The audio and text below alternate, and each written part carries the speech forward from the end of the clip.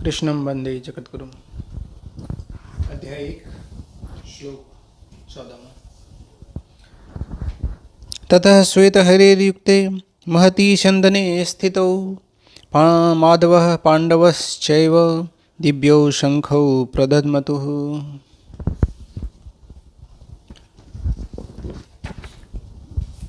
अभी शंख की ध्वनि, शंखनाद कौरवों की तरफ से हो चुका है और देखिए किस तरीके से पांडव पक्ष में चीज़ें शुरू हो रही हैं।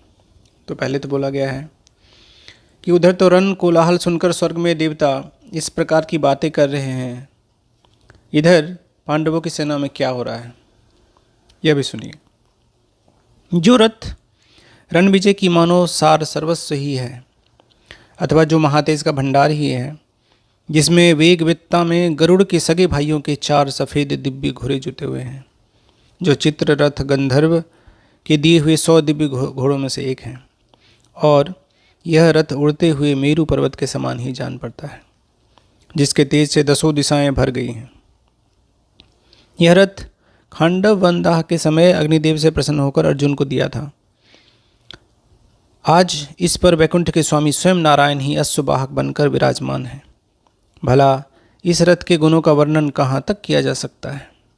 इसकी पताका पर जो वानर हैं वह तो प्रत्यक्ष शंकर ही हैं, महावीर हनुमान, और अर्जुन के पास बैठे हुए श्री कृष्ण महाराज ही सारथी का काम कर रहे हैं।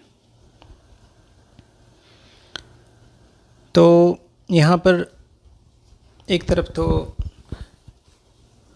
दिव्य रथ का वर्णन है, श्री कृष्ण का वर्णन है कि किस प्रकार वो सारथी बनकर घोड़े पे सवार हैं, किस प्रकार अर्जुन रथ पे सवार हैं, और ये एक तरीके से पांडव के युद्ध की शुरुआत बोला गया है। ये आप अगर महाभारत के दृष्टिकोण से देखें तो ये तो साफ है कि श्री कृष्ण, माधव और पांडव और उनके पक्ष सभी तैयार हो चुके हैं कौरवों के खिलाफ लड़ने के लिए।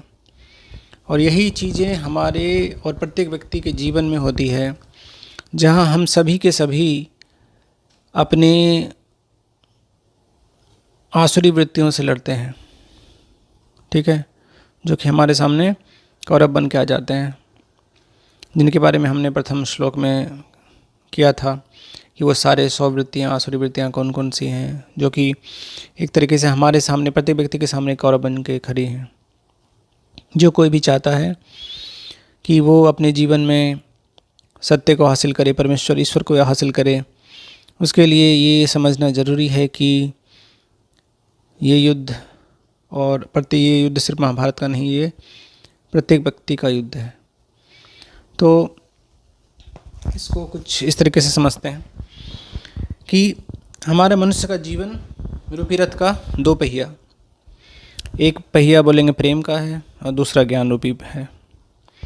तो 2 मजबूत पहिया है जिस पे हमारा ये रथ शरीर और जीवात्मा ठहरा हुआ है, जो जिससे वो चलता है। फिर इसके 4 घोड़े हैं, ठीक है, 4 घोड़े हैं चित्त, मन, बुद्धि और अहंकार। बोलते ये 4 अत्यंत वेगवान घोड़े इस रथ में जुड़े हुए हैं। इनकी गति प्रकाश से भी हजारों गुना अधिक है। अर्जुन इस रथ में विराजमान है और हमारे लिए हमारी जीवात्मा इस रथ में विराजमान है। यह अर्जुन और कौरवों से मुक्ति के लिए निरंतर युद्ध में तत्पर है। कौरव यानी आसुरी वृत्ति, और इनको परास्त कर अपने ही राज्य प्राप्ति की निरंतर चाह में है।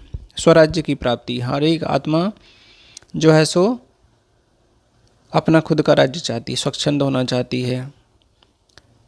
कोई दुनिया में नहीं चाहता कि वो परतंत्र है, हर किसी को सुख की चाह है। और सबसे अधिक सुख कब है, जब आप अपने मनमाना करो, ठीक है, यानी कि स्वराज्य। और वो स्वराज्य, सच्चा स्वराज्य वही है जब आप सभी आसुरी वृत्तियों से दूर हो और सारी सद्वृत्तियों के आप भंडार हो, तो आपका राज्य निसंदेह ही धर्म राज्य ही होगा, ठीक है। आप राज्य तो कर रहे हो, आप किंग हो, but in a great means like a great king, right, like Dharmaraj Yudhishthira, not a Duryodhan.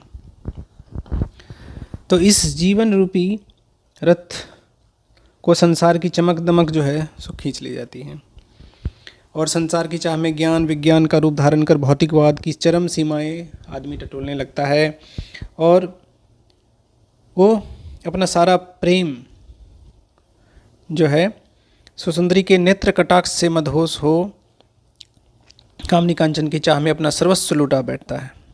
जीवात्मा इन्हीं चीज़ों में फंसा रहता है और निरंतर आसुरी वृत्तियों के अधीन हुआ अनेक प्रकार के त्रास भोगता रहता है, दुख पाता है और बार बार जन्मता है, मरता है। अब परम परमेश्वर की कृपा से जब इस जीव को जन्म जन्मांतर त्रास भोगते भोगते सच्ची जिज्ञासा प्राप्त होती है और अपनी दयनीय अवस्था का सच्चा ज्ञान प्राप्त होता है, तब ये जीव अर्जुन अखंड ब्रह्मचर्य मतलब निरंतर ब्रह्म में स्थिति, निरंतर ईश्वर में स्थिति, अपने इष्ट के ध्यान में चर्या, श्री महावीर की पताका इस जीवन रूपी रथ पर फहराकर अपने चारों घोरों मन बुद्धि चित्त और अहंकार की बाग श्री माधव अपने इष्ट को सौंपकर आसुरी वृत्तियों यानी कौरव पर पूर्ण रूपेण विजय प्राप्त करने में सफल होता है। अब प्रेम और ज्ञान, पराभक्ति और परम वैराग्य का रूप धारण कर लेती है और जीवन रूपी रथ को जीवन मुक्त अवस्था की ओर तेजी से ले जाकर बंधन रहित कर सत्यलोक में पहुंचा देती है। तो हर एक मनुष्य को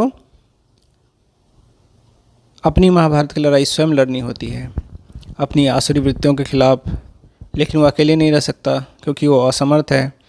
इसलिए उसे श्री कृष्ण रूपी गुरु की आवश्यकता होती है, ऐसा गुरु जो उनकी बागडोर संभाल सकें। तो मिलकर के वो अपने इष्ट के साथ में इस जीवन मुक्त अवस्था को प्राप्त करता है। कृष्णं वंदे जगद्गुरुम्।